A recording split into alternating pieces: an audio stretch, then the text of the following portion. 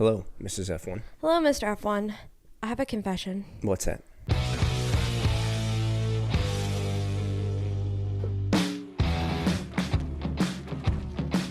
I have a confession. What's that? I think I am starting to like Lance Stroll. That's understandable. Yeah. I've been saying the past couple of races, he's not as bad as everybody makes him out to be. I am having these feelings inside me that I've never had for that man. That's weird. Okay. Like friendship feelings. Okay. Like before when I saw him, it Disgust. would be, it would be like, oh, here comes daddy's prized possession. And now I see him and I'm like, oh, here comes Lance. Like he overcame so much and here he is. Yes. So I don't know. I'll report further on if my feelings continue to change for Lance Stroll. But I mean, he really did overcome a whole lot. He sure did. He is really proving himself to be quite the man. Yeah. Quite a racing driver. Yeah. I mean, the performance he put in last week was phenomenal. And he posted on his Instagram this week basically like this lovely, very heartfelt message and very in-depth look into like his recovery. And it was quite shocking and heartfelt, and it's the biggest piece I think of personality I've ever seen Lance Stroll put out there. Right. Keep doing it, dude. Yeah. Like this just goes to show you when you show a bit of personality and like who you are as a person, how it can change people's outlook on who you are. Yeah. Well, maybe he just doesn't care about what people think about him. Yeah, he probably doesn't that much. I mean, he's been in F1 for so long now. The whole like, rich boy thing kind of gets old. Yep. But I mean, it was great. I love to see it. And we're happy you're back, Lance. No race this weekend. Sadly. Yeah, but if you didn't catch our episode from last week, make sure to check it out because we had a real life engineer on. We sure did. Yes. Molly was on, and even if you're like, I know everything that happened in the Grand Prix, she breaks it down from like an engineering standpoint that I have never really thought of before. So definitely go check that out if you haven't already. It was great. We love having her on. Yeah, definitely. We love Molly. Let's jump into some news because there was some news that happened before the first race of the season that we didn't get to talk about last week. Okay. And there's some crazy stuff going on. Let's hear it. This week. So let's rewind, please, if you will, go back in time with us. Susie Wolf has been named Academy Director of F1 Academy. I mean, rightfully freaking so. Yeah. She is overqualified for that position. Oh, so absolutely. Yeah, I think it's a good hire. Yeah. What I love about her being in this seat is not only has she been a team principal for a winning team, by the way, but she's also been a driver. So she totally gets really all-encompassing what these girls are going through. The plight of a driver, yeah. Yeah. She understands it. Which I really like a lot. And I think that's just a really great pick for director. I think she's going to do great things. I think so, too. Yeah. But on the other hand, another female-led racing series that kind of paved the way, I want to say, for F1 Academy a bit, W Series. They had to shorten their season last minute last year because of funding. We have heard nothing from that camp about if they'll be racing this year. Will they be continuing? Do you think this is it for W Series? Yeah, I do. I just think that with F1 Academy, I'm sure all the sponsors that were sponsoring W Series jumped because that's a little bit more stable since it has F1's backing. And I just don't know why F1 abandoned W Series when they could have just done what they've done with F1 Academy to W Series, but I don't know. I don't think F1 ever abandoned W Series. They were never really partners with W Series. And I think that's because they knew this F1 Academy situation was coming down the road for them. They were more focused on their racing series for women and how that was going to work. And obviously this explains a lot because I think we talked about this last year. Like there's a lot of misunderstanding around why does W Series have like no access to the F1 paddock? The way these girls can get in there is if they're with a team, but that's it. Like they have no access to any of that. And it makes so much sense now because F1 was like, we have our own woman-led series coming up soon. of course you wouldn't want to share that exclusive access with another series because you're about to have your own series, and what's going to make you stand out apart then from them. Right. So really interesting. Yeah. It's sad, but W Series is probably done. Yeah. I don't think the funding's there. They haven't said anything on social media, like nothing. No drivers who were formerly drivers for teams on W Series have said a thing. I know a couple of the drivers that were from W Series have jumped to F1 Academy, Bianca Bustamante, Abby Pulling.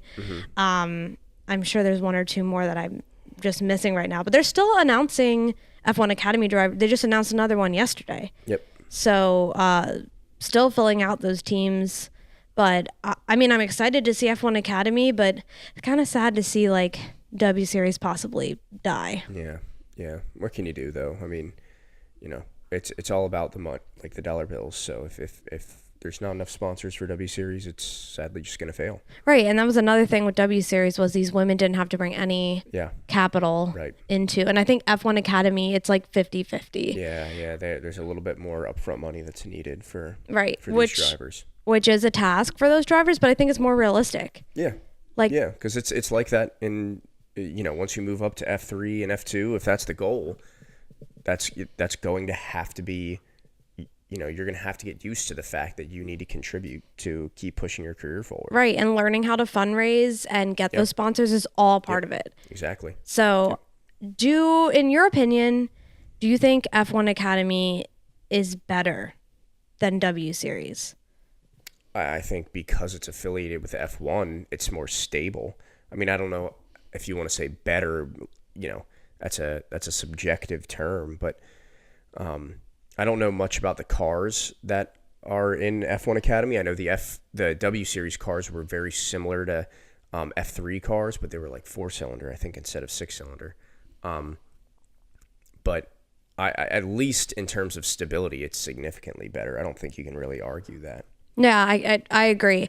I think it is better. And let me tell you why. I think more, not like better racing. That's not necessarily what I'm talking about here. Right. It's more of like W Series goal was to get women into motorsports, right? And help them achieve their motorsport goals, whether that was making it to Formula One or IndyCar, wherever they wanted to go. But they really had no avenue to get these girls there or prepare them to leave W Series. What I think F1 Academy is doing is not only is it giving the girls the practice and the time on track and the skills they need to be the racers that they want to be, but I think it's giving them more of a holistic training and approach into like, hey, if you want to be in this world, this is all the things you need to learn. You need to learn how to be a good driver. You need to learn how to handle yourself in the media. You need to learn how to fundraise and bring money to the table. You need to learn how to go out and get sponsors and market yourself. And I think that's why F1 Academy is going to be better or more successful for these young women than W Series ever could be.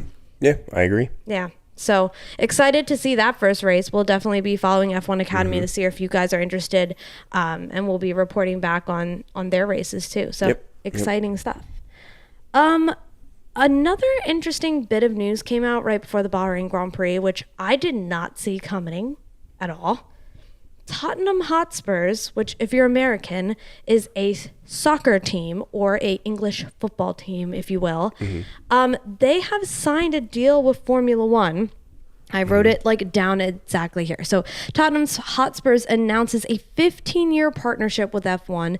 They'll be building the world's first in-stadium electric karting facility that will open in autumn of 2023. That's kind of cool. Yeah, except it's Tottenham. Matt is an Arsenal fan, which is another British soccer team, and Tottenham and Arsenal don't like each other very much. Yes, the North London derby. So it's very cool, but screw Tottenham. Listen, what do you think about this partnership? Because this is really interesting because we don't often see this like cross-sport partnerships, and the sports are like so different from each other. Yeah. So what do you think about this whole thing? I don't understand it, but my guess is that Tottenham saw the rise in popularity of F1 and took advantage of it, which is smart. Yeah. But like you said, I don't really see the correlation between the two. It is a little, I mean, obviously F1 is a big sport in Europe. Soccer is arguably this. It's the sport. Yeah, the sport in Europe. So, two sports that are very popular, probably more popular in Europe than they are in the States. Sure. Do you think this is like soccer's, like, you know, they're reuniting with Formula One. They've seen how popular Formula One has gotten in the States. Do you think this is a way for them to kind of reach over the pond and grab some of those viewers? I don't know. I genuinely, I mean, I'm sure that F1's popularity has increased everywhere since Drive to Survive and, you know, Liberty Media took over, but nowhere more than the United States. I don't see how this correlates with the United States. My guess is that whatever growth they saw in the UK, they want to take advantage of. And I think sports teams kind of figured out during the pandemic that they need to diversify because everybody thought that like sports was an investment that could never fail. But once the pandemic hit, people realized like this is a shaky investment, and all it takes is something like that to, you know, and if you see the Premier League teams' losses over the pandemic years, it's absurd how much money they lost. So I think, in my opinion, it's probably just them trying to diversify what they have available in order to keep making revenue. Yeah, good point. And I think too, like we've seen Formula One, you know, and Formula E, you know, they're pushing for more efficient and carbon neutral options. So electric karting is already a thing. If you go indoor karting or something like that, that's already something that's out there. But like, how cool is that? Like with Formula One, you can't see the whole track in person.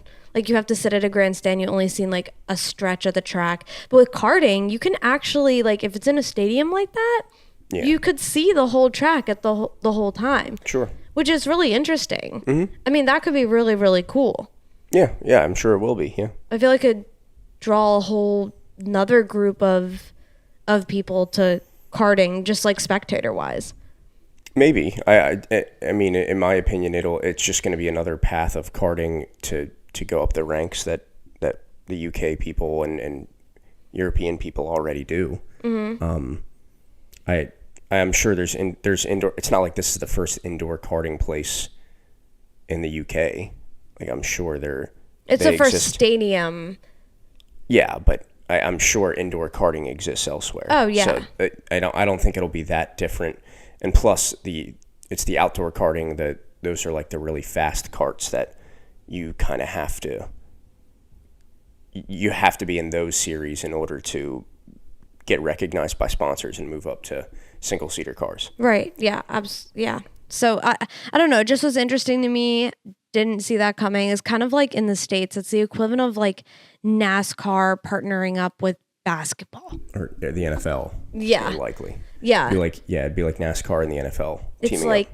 These two don't go together, but they're coming together. So interesting to see. I think it'll be cool, and we'll keep our eye if there's any more developments, but apparently coming autumn 2023. Sunny days, no clouds in the sky, about to get away. Feels like it's been a freaking decade. Sorry, don't call me 'cause I'm gonna be on break. Sunny day, make way. Another thing that came out in the news last week, which I was super interested just because I'm in marketing and I think this is very interesting. If you remember during the pandemic, we started to see, not just in Formula One, but in a lot of other sports, them doing virtual advertising. So in Formula One, it was more in the vein of certain parts of the track. You would see like a logo on the side of the track, and they would change it out.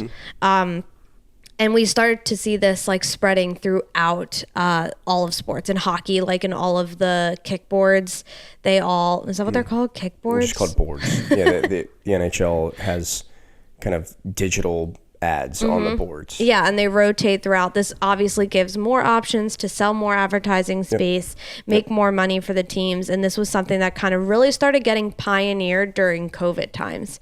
Well, McLaren has kind of taken that same thinking of rotating ads and applied it to their car. I know, I saw that.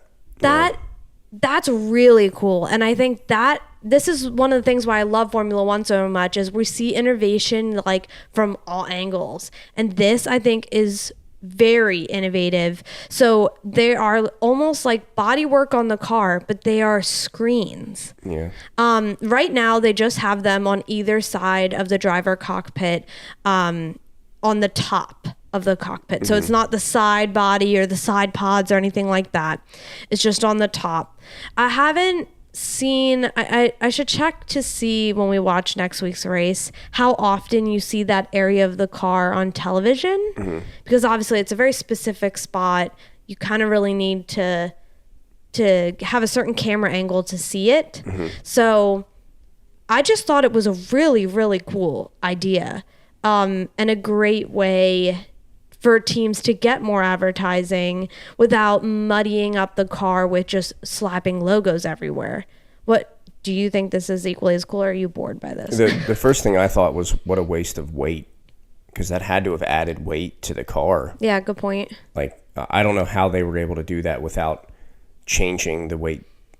Even if it's insignificant, everybody knows in F1, like, they try and shed grams off the car, and then they go and put a little LED TV on it. Like, that's the first thing I thought of. Like, wow, I guess they just accepted their car sucks so bad. They're like, well, we'll just advertise some more. That's why the car sucks so bad. They were working so much on the LED screens. Yeah, not the actual car. Exactly. I mean, but if they're able to get it to where it doesn't make a big weight difference, I mean, technology nowadays, especially when it comes to like screens and stuff like that, it can be so tiny and so lightweight. I just don't see how, like I said, they try and shed grams off the car. I don't see how those screens don't weigh at least grams. Yeah, I would love to find out. I don't know. I think it's, from an innovative standpoint, though, is it not? No, it's clever for sure. And like you said, this is kind of a trend that's been going on in other sports, but it's just a little different with F1 because the weight of the car is so important. My next thought when I saw them was, what's like the safety around that? Like, if he gets in a really bad crash, are those screens, like, the halo is there to protect the driver? A lot of the parts of the car are made like with safety in mind, that if this thing goes flying, it's going to keep the driver inside safe. And especially because these screens are located right near where the driver sits, it's like, are those, if something goes wrong, like, I don't know. what happens? I couldn't tell you. I don't know. Yeah, I don't know either. So that's just kind of why I was like, okay, very cool, but also, are those heavy, and what happens if the car just crumbles? Yeah. Will that hurt the driver? Will it protect them? I don't know. Yeah. So anyways, I just thought it was really cool. When I saw this, I immediately thought this would be genius for NASCAR on top of the cars. Because NASCAR, obviously, a lot of the times they're super bunched up and close together. And if you're like not in the front of the pack or on the sides, like all the advertising on the sides of your car, like never gets seen. So it would be so smart to put like a screen on the top of the car or parts of the top of the car that were able to do that. Because you can always see the tops of the car on NASCAR. Like that's one of the main angles that television shows. Yeah. I could see other, IndyCar, NASCAR, maybe messing around with this as well. Yeah, like you said, other sports are kind of taking advantage of it, so I wouldn't be surprised to see it in racing. Does it surprise me that Zach Brown is the one who started to think of this, because he's the king of getting sponsorships for that team. They have so many sponsors for McLaren. Yeah, but to me, it's more so their car is so garbage that they were able to slap an LED screen on it. I don't know. I mean, obviously, it's probably not why the car is garbage, but they recognize that it's garbage, so they were like, well, let's just put TVs on it and get some more ad money. Maybe that was the thought. All right. I want to talk about Mercedes for a lot of reasons. Before the season and testing and their car launch, they were like giving off this attitude of, we're here to play, like we're coming back kind of feeling. Well, obviously in the first race didn't really look like that. They were divided between an Aston Martin, not on the podium, not anywhere close to the pace of the Red Bulls, the Ferraris, or the Aston Martin, which Lewis was ahead of one of the Astons. So. Yeah. But granted, that Aston that he was ahead of was only one who had a broken arm in tow. So that's a good point. But obviously, they're not happy with how that car is performing. Okay, look at me. Okay. You just keep staring at the thing, and I'm talking to you. They're obviously not happy with how that car is performing. We've seen a couple of news come out of that camp this week. After the Bahrain race, obviously, Toto said, this car's garbage, and we need to go back to the drawing board. He didn't say it was garbage. I mean, he basically said it was garbage without saying it was garbage. Okay, well, he didn't say that, but... They said we need to scrap it and go back to the drawing board. Basically said they need to rethink how they're thinking about this car. Yeah. So, red flag number 1. Red flag number 2, apparently they've been having emergency meetings since Bahrain to talk about how they're going to fix this car, what they're going to do about it, and how they're going to go about doing it. Lewis Hamilton was being interviewed and basically said, I told them what was wrong with the car and no one listened to me. It just, that hurts. It feels like a lot of turmoil is going on within that team right now. Yeah, well, I mean, they dominated for 8 years. It's about time they get some adversity. Yeah. Like, I don't feel bad for them. It's, again, we talked about it before, and I'm convinced that the only reason they were so dominant is because they spent $40 million a year more than everybody else. Right. And until they can spend the same amount of money as every other team and win, I don't think that they're a good team. I think they're middle of the pack. I think it's just surprising for me to be seeing such a team. Yes, obviously they've been at the top of their game for God knows how long, and they haven't really lost at all. But it's just interesting to see. I very much feel like they are in panic mode. And for a team and for a person like Toto Wolff and Lewis Hamilton, who's always very well composed, doesn't often show emotion, very put together type of vibe, it feels like they are panicking and things are crumbling. Yeah. And you can start to feel it. And again, they haven't ever faced adversity, so it's easy for us to be like, oh, they always look so composed. So, well, that's because they were winning. Like, it's really easy to look composed and confident and not emotional when you're winning all the time. Right. But now they're not. And, we actually see true character when there's adversity coming, and they can't figure it out. Yeah. And there were reports this week too that their kind of like head engineer, one of the guys that's been attributed to a lot of their past success with their past cars, James Allison, has returned. Apparently it sounds like Toto's called him back and said, like, please come back. We need you. There are upgrades coming to the next race for them, and apparently he has overseen them and approved it. Doesn't mean a damn thing. I mean, but the fact that they're calling people back in is just like, I don't know. It's interesting to me. For people that are so composed, Toto's always so composed, so is Lewis. Like, they also put out a open letter to their fans, basically acting like they're dying. Which to me, I'm like, if any team should be putting out a letter to any of their fans right now apologizing to them, it should be McLaren. For sure. Not like Mercedes. Chill. You're not on the podium right now. We've only had one race this year, but you're not dying. You're not Williams. Like, you're not at the bottom of the pack right now. Well, it just goes to show where they think they should be. So the fact that they have the fourth best car means that they feel like they should be apologizing to their fans.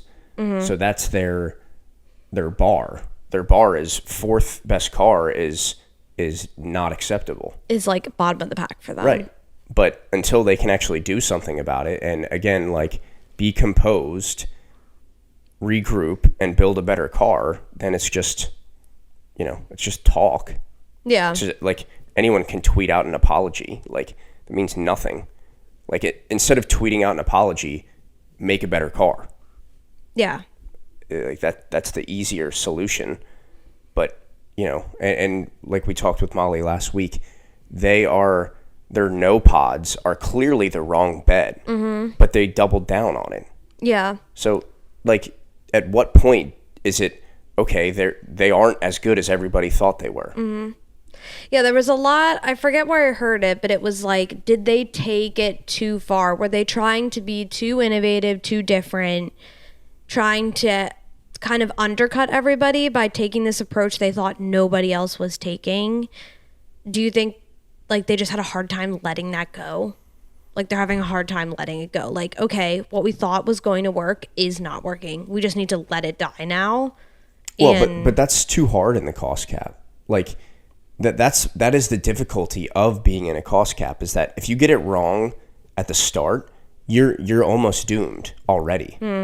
You know, in previous years, you could just spend your problems away and maybe make a competitive car and, you know, turn the season around. But nowadays with the cost cap, I truly believe that if you come out of testing in race one with a bad car, you have zero chance of recovering.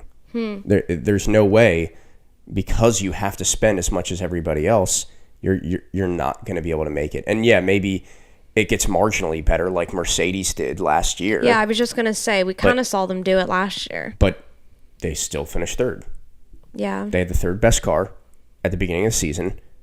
They figured some stuff out at the end, but they finished third. They almost got second in the Constructors' That was thanks to a lot of Ferrari's help. Close only counts in horseshoes and hand grenades. Your favorite saying. And like you said, Ferrari almost gave them second, and they still couldn't take it. So like, this I think just further proves that if you get the car wrong in the beginning of the season, no matter how much you try and turn it around, you're too far on the back foot to recover. And then it's going to start. So what a lot of the cost cap sports in the United States end up doing is what they call tanking, where they realize they got their team wrong, their whatever wrong, and they purposely stink so that they can finish last, because there are benefits to finishing last, just like there are now in F1. Right, more wind tunnel time. More wind tunnel time, and yes, you do get less prize money, and I like that system in Formula One, because it makes teams not want to tank, because that money's important. Right. But a company like Mercedes, they have enough funding. They don't need that prize money, right? They could tank just to get the most wind tunnel time to set themselves up for the next year. So are you saying we might see the first ever tanking? F1 tank? I would. Seriously, I would. I would not do anything to that Mercedes car, hope that it finishes terribly, and just get more wind tunnel time and put all your time and effort into next year's car. Because I think that, like I said, it's so hard to recover with a bad car from the start of the year. You might as well just move your goals to next year. You heard it here first. Yep. Toto tank. The Toto tank is what we're gonna call it. We will see how this plays out. For some reason, I hear you on it, and I hear your theory and like your reasoning behind it, but they are just too proud and too used to winning. I don't think it's even in their DNA to purposely fail. Okay, well, then they're going to battle for third place with Aston Martin. And maybe they'll beat them, and they'll get less wind tunnel time. And where will they be next year? Never thought I would hear those words out of your mouth. Yeah. But anyways, not looking good over there. They're cracking a little bit, and we'll see how they handle the rest of the season. I either think we're going to see them kind of like similar to last year, improve little by little with whatever upgrades they bring, and like start on this positivity train, or we're going to see them just completely crumble. And the fact that we were only one race in and they're running around like chickens with their head cut off is a little alarming. Yeah. I mean, what I think will happen is exactly what you said. I think they'll work on this car, get marginally better, and maybe scrape third, which is not a good outcome. Not for them. And it'll be to the detriment of next year's car, because they'll try and put this emphasis to make this year's car better, and it might get a little bit better, and it might beat Aston Martin for third place. And then they'll have not put enough effort on 2023's or 2024's car, and they'll be in the same spot next year. So again, until they prove me wrong, and until they prove that they can build a competitive car when spending the same amount of money as anyone else, I don't believe in them. Yeah. Time will tell. Time will tell. Maybe they'll listen to Lewis Hamilton now. Maybe.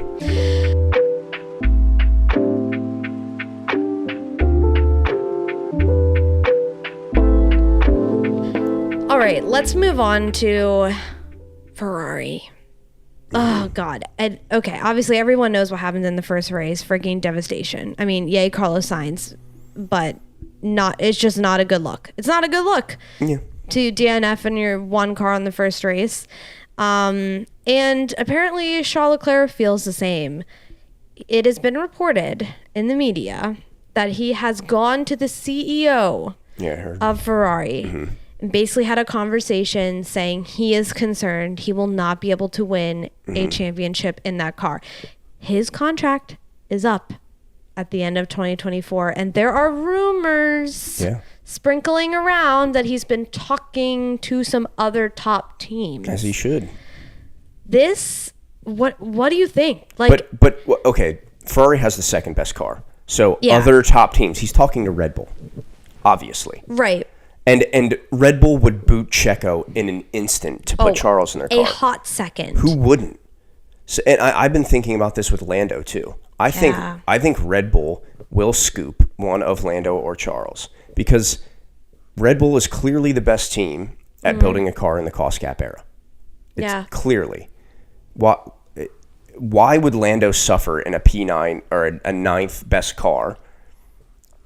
And why would Charles struggle with Ferrari just doing boneheaded things again and again and again?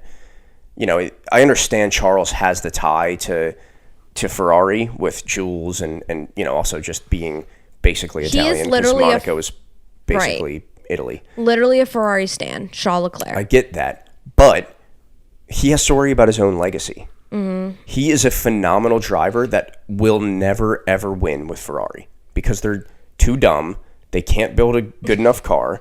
He needs to move to either Mercedes if they are actually as good as everyone thinks and they can actually build a car, or more realistically, Red Bull. Yeah. Imagine Charles and Max racing each other every single race. Oh my God, we would see so many incidents. Yeah, just an incident. Yes. So many incidents. Incidents, yes. That's so true. But imagine how that is Charles' only chance. That would be unreal. The two of them battling it out in the same car. Or even Max and Lando, I think would be incredible to watch those two. Because in my opinion, I think it's more likely that Charles stays with Ferrari out of loyalty, whatever you want to call it. Lando is way too good for McLaren. They've never had a car capable of his driving abilities. They came close, but now they've just declined again. Yeah. And to me, Lando is either Lewis's follow-up or the second seat at Red Bull, which would be really interesting because we know how much Red Bull despises anybody in the second seat and clearly favors Max. So I would love to see how Lando would handle that. I feel if Charles was in that seat, can you imagine the shakeup that would bring to that team? Yeah. Like, they have very much been Max Verstappen all the way, tattooing his face on their bodies, like, type of loyalty to him. They still would, even if they got Charles. Yeah, they still would. But I feel like, to your point, Charles and Max are probably the only two drivers around that age for the future that have that same level of talent. Look, they're close. They're close. I would say Lando, Charles, Max are the three best drivers in the grid, in my opinion. Yeah, but I feel like Checo does really well with keeping up with Max. I would have to say he's probably the first driver they've had in that second seat that's been able to stick it to him. But I feel like if you had Charles in that seat, it would be epic. The racing it would just be a battle for what Red Bull's going to win, which I think is going to be this season anyway. Let's be real. This season will be. And George even said this at the end of Bahrain. He said I wouldn't be surprised if Red Bull wins every race this year. I wouldn't either. But if it were Charles and Max, maybe not maybe. Charles definitely has a shot at a world championship. He has no shot with Ferrari. We can speculate all we want, but the real question is, they can promise him all these things, but can they deliver? Who? Ferrari. Yeah, they can't. When have they shown it to him since he's been at Ferrari? I mean, but they have showed real. This is my thing with Ferrari. They have showed that they are fast. They are quick. Their biggest Achilles heel is, from what we saw last year, their own strategy and their reliability. The reliability on the pit wall and the reliability of that power unit. Yeah. Those are their biggest issues. But you really think even if they didn't have those reliability issues or the strategy issues, you think they had a chance to win the I World think Championship? so. I don't think so. I think if we look back at last year and take out all the screw-ups that strategy had with Charles and Carlos for that matter, It's it close. would have been so I still think close. Red Bull's better. But I agree it would have been much closer, but I still think Red Bull has the... I mean, there's so many teams on the grid where, like, if they don't make one mistake all year and don't have one DNF all year, they're still never going to be close. Yeah. Where with Ferrari, I think if they had way less of all of that, they could win it, or at least like be so close to where you're biting your nails at the end of the last race. Last year, certainly. Yeah. This year, not so much. But you're right. Last year, had they not had reliability or strategy issues, it would have been a much more exciting season. Right. So that's my thing, is like, is Charles willing to kind of give up that dream he's had for so long of winning a championship with Ferrari Yeah. to go somewhere else to win it somewhere else? But again, we're speculating on things we don't know. Like, if I were Charles, my personal drive to win a championship outweighs my loyalty to Ferrari. Mm-hmm. I that's a no-brainer, especially in a sport like F1 where your car is so important to your success. Mm-hmm. If Lewis was in a Williams, he'd be scoring 10 points a year. Yeah. It doesn't matter how good you are. Right. You have to have the talent and you have to have the car under you. Yeah. And he needs to recognize at some point that Ferrari, they haven't shown any signs of being able to provide him a car that gives him a legitimate shot at a championship. Yeah. Or a team that gives him a legitimate shot at a championship. So he needs to weigh his decision. He needs to say, do I need to stay loyal to Ferrari, or do I need to just care more about myself and try and win however I can? Yeah, very true. I mean, he has every right to be concerned, because another thing happened this week with that team. Ferrari's head aerodynamicist, David Sanchez, has left them. This is like... Isn't Ferrari known to not have good aerodynamics? So it's like, because he's going to Mercedes or something, right? Where's he going? So it's speculating. So there's a rule that you can't jump from team to team during the year. So it's speculating that he's going to be going to McLaren. Oh, McLaren.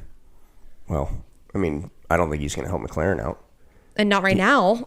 Well, no, I mean, Ferrari didn't have the best aerodynamics, so, I don't think Ferrari's Achilles heel is their power unit. I mean, they're notorious for their power unit. I know they're notorious for being fast, but it's not reliable. Last year, that was the huge issue, was they couldn't even turn it up the whole way. Play for explosion. Yeah, they couldn't even turn it up or run it at full power because it literally would just explode. Yeah. So their aerodynamics, I don't think I don't ever remember anyone recently bringing up that their aerodynamics design is BS. Oh, I've always been under the impression that Mercedes and Red Bull are much better at aerodynamics than Ferrari. But maybe this is a question for Molly. I don't know. Yeah, I mean, it just doesn't look good, period. Mm-hmm. Like, obviously Ferrari, even though they're not like the best team on the grid at the moment, are still an iconic team that people dream to work for their whole lives. Yeah. And the fact that he's willing to now leave that team and go somewhere else, like, you start to think, okay, like, what's going on in that factory that he was like, you know what? I think I'm going to leave and go to a team that's garbage and leave this team. They're not horrible. They're playing at the top right at the moment. So, you start to think, what's the atmosphere of Ferrari right now? Could always be money. That's something you need to take into account. I honestly think that's why Aston Martin was so able to pluck so many good names. Well, yeah, they got Stroll money. Yeah. But I mean, McLaren doesn't have Ferrari money. Isn't McLaren partially owned by Saudis? Yeah, but it's known that McLaren for the past couple of years, even though they've gotten that type of backing, they're still not financially solid. So I don't know. It's worrying. I know Fred Vasseur has made some changes within the team. He's done it very quietly. He hasn't made a big deal about it, but I feel like the only person that could make some of those bigger changes happen or put that in motion would be Charles Leclerc. Like, he is their golden boy. So if he felt the need to go all the way up to the CEO and say, fix it, or I feel like it was probably like a fix it, or I think I might leave. I wouldn't be shocked if we start to see over the next couple of weeks some changes going on there. As there should. I was harping on this all last year. Like, they are a mess of a team. For as prestigious as they are, they just bumble around like a bunch of idiots, and like they just don't know what they're doing. We were just watching the other day. Or was this on Drive to Survive, or was this during the race? There was a guy looking at handwritten notes. Oh, was Drive to Survive. Yeah. What? You have computers in front of you that can do 10 million calculations every millisecond, and you're writing down handwritten notes? I mean, what are you doing? It was funny at the time, but there are a lot of people in the pit wall that bring notebooks out. You don't know what's being written or notes they're taking. You just don't know. Okay, so granted, if this was on Drive to Survive, they could have, it could have been crappy editing where they made it look like he was looking notes up during like a really important, decision. And apparently I saw Lando's reaction to Drive to Survive, and they laughed because there was like scenes that were edited together from like 3 different races. So, like, that's just the nature of Drive to Survive. Yeah. But to me, at the end of the day, you shouldn't have handwritten notes on the pit wall when you have 15 computers in front of you. I don't see the need for that. Yeah. And I've never seen any other team do that. Granted, maybe there are other teams that do it, but as soon as I saw that, I was like, this makes so much sense to me. Just some guy rifling through a little notebook to try and find, Charles' strategy. Meanwhile, Charles is stuck behind Carlos in the pits at Monaco. Like, yeah, it doesn't surprise me. Yeah. I mean, we'll see what happens there. Of course, like me being a Ferrari fan, I want Charles to stay there. I want him to win a championship with them. I don't want him to stay there. It would be so good for the sport if he moved to Red Bull. Oh my gosh. It would be so entertaining to watch him and Max every single week competing to win a race. That would be, oh my gosh, I would love that. But unfortunately, I think Charles is going to stick with Ferrari. We'll see. We'll see what that contract extension or lack thereof appears. But definitely not good looks, because their golden boy is like, get it together. Or so I feel like we're going to see, like, last year we saw silly season when it came to team principals. I feel like this year we're going to see like a silly season like within the teams. Like, people are strategy, aerodynamicists, engineers, strategists. They're all going to be like jumping ship and moving around. So, all right. I think that's really it. Yeah. For an off week, I think we talked about a lot of stuff. Yeah. I want to, cover some things. We've got the next race coming up. Jeddah in Saudi Arabia. That's right. Excited for that. I love that track. Very fast track. Fast track. Yep. So we will see. Can Aston Martin carry the success from the first race into the second race? Obviously, Lance will be in a little bit better form. Yep, we can hope so. Yeah, he'll be a little bit more recovered. Maybe my love for him will grow even further. But could we see 2 Aston Martins on the podium next week? No. No? No. Never say never. Doubtful. Never say never. All right, guys. Well, as always, make sure to comment, like, subscribe. You can watch us and listen to us on Spotify and YouTube now. We are on all social media at Mr. and Mrs. F1 Pod. And as always, thanks for listening. See you next week. Bye-bye. Bye.